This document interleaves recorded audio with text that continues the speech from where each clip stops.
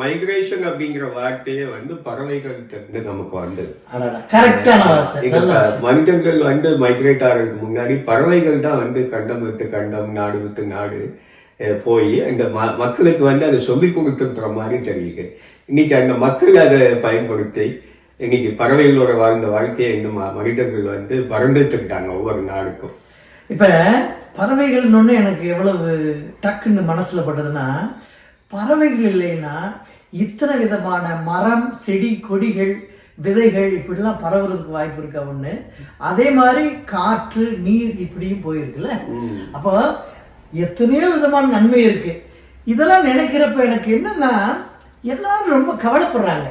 ஒரு phone call வந்துச்சு, ஒரு மெசேஜ் வந்துச்சு, என்ன இந்த ஆஸ்திரேலியாவில் என்ன பெரிய பிரச்சனையா, இது இந்தியர்களுக்கு எதுவும் ஆபத்தா அப்படிங்கிற ஒரு பரபரப்பான கேள்வி இருக்கு. எனக்கு அவங்க பார்க்குற செய்தியும் உண்மையும் இருக்கு, அதில் முழுமையாக இருக்கான்னு தெரியல.